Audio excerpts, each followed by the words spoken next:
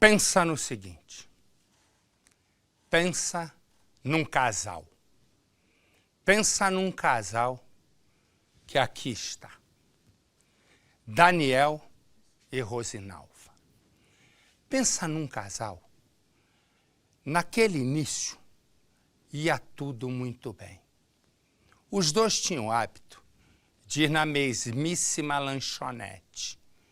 E esse hábito de ir na mesmíssima lanchonete, um ficou olhando pro outro olhando pro outro.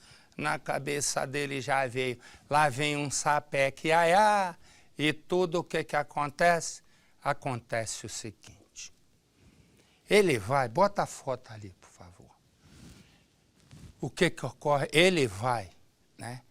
A cabeça dele, o olhinho, quando ele olhou ela num determinado momento, o olhinho dele, sabe aquele filme, o Máscara, que o olho vai lá e volta? Foi assim o olhinho dele. Olhou pro Busanfã de Rosinalva e disse, xixi, vou me estacionar. Resumo, e ela olhou para ele e disse, nossa senhora, só a vaga certa para aquele moço. Pim! Começou o namoro. Sapé que aiá daqui, sapé que aiá dali, casam. Sapé que aiá daqui, sapé que aiá dali, nasce o filho. E aí, é nessa hora que Daniel começa a mudar. Ele se torna um homem dono da verdade. Tudo que ele fala tem que ser a verdade. É mais ou menos como o Percival com a minha tia. Tudo que Percival fala, minha tia tem que dizer amém. Né? Tanto é que eu aumentei o aluguel de 700 para 950. Minha tia não está aguentando. Eu disse, aguenta que eu estou ganhando um dinheirinho. Fica, já está 45 anos, fica mais um pouco. Resumo, o que ocorre? Ele é o dono da verdade. Ela já não aguenta mais sair de casa. Há um início de reconciliação. Mas ela desiste. E ele não vai perdoar. Naquele dia, Rosinalva está saindo de casa para trabalhar. Ela vai. Quem está cuidando do filhinho deles é a mãe da moça. E ela não dá notícias. Ela não aparece. A mãe se lembrou que tinha visto o ex-genro saindo de casa. A mãe vai, chama o outro filho, irmão de Rosinalva, e diz, eu tenho certeza que ele a matou. O garoto vai pela porta dos fundos e o que a mãe disse é verdade. Ele é o principal suspeito. A mãe ouviu saindo de casa e ele desapareceu. Põe no Cidade. A polícia ainda não sabe o que aconteceu dentro dessa casa.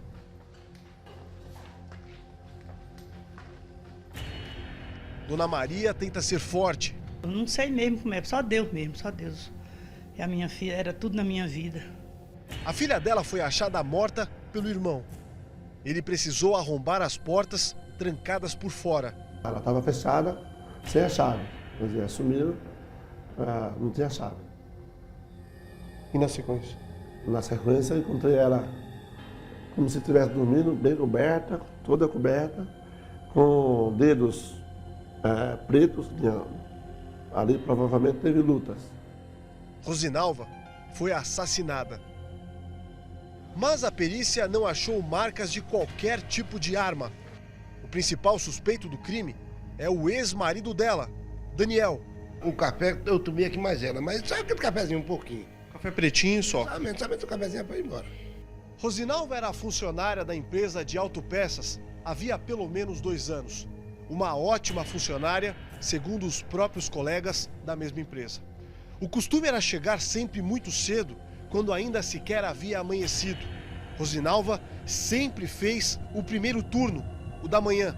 Costumava sair de casa por volta de 5 da madrugada e chegava aqui não muito depois disso.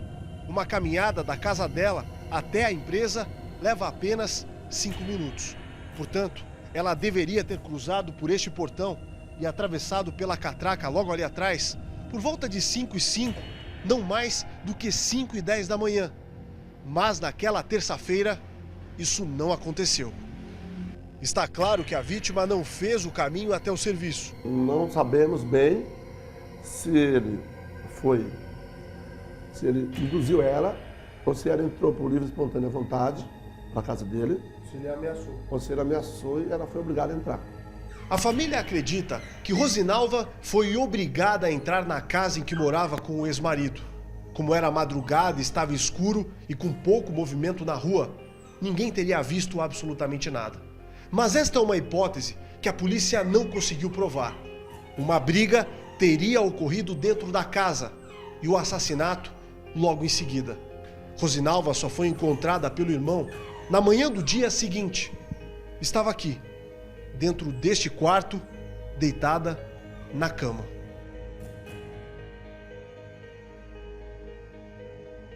A casa que ela foi morar com os pais fica em frente à casa em que Daniel ainda vivia.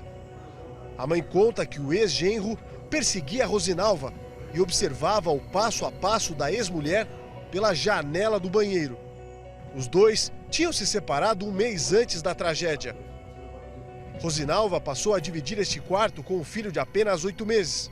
Se encontrava com Daniel quando o pai queria ver o bebê. Ser vizinho ajudava.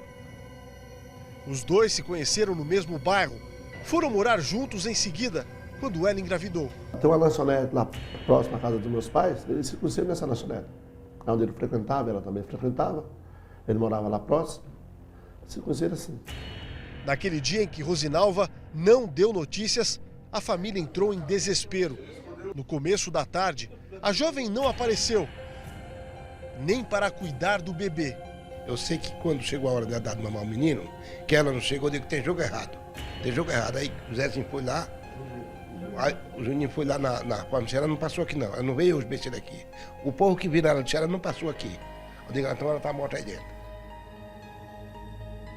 Júnior passou a noite em claro e entrou na casa às 10 da manhã, depois de avisar a polícia.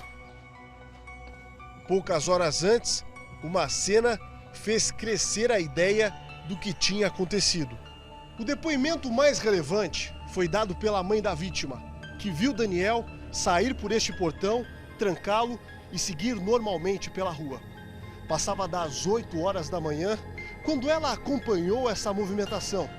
Daniel, segundo Dona Maria, estava com boné, cabisbaixo, e quando chegou aqui, na esquina, olhou para o outro lado, o ponto em que os dois trocaram olhares, mas sem dizer uma única palavra. Cabisbaixo e em silêncio, Daniel seguiu pelo mesmo trajeto. Foi a última vez em que ele foi visto, no momento em que Daniel é colocado na cena do crime. O fato é que Daniel nunca foi acusado. 1 ano e meio depois da morte de Rosinalva, nada foi provado.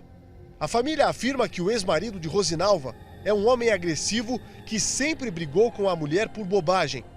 Júnior conta que viu brigas mais de uma vez e que o jeito de Daniel incomodava.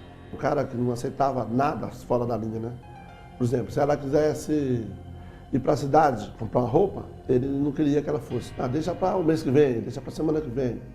E se fosse, já tinha briga. Então, detalhes, brigava por detalhes.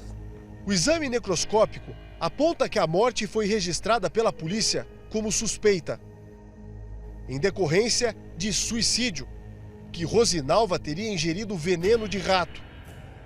Mas o laudo não consegue concluir a causa da morte, sem os exames que até hoje não ficaram prontos. Para a família, são peças que não se encaixam.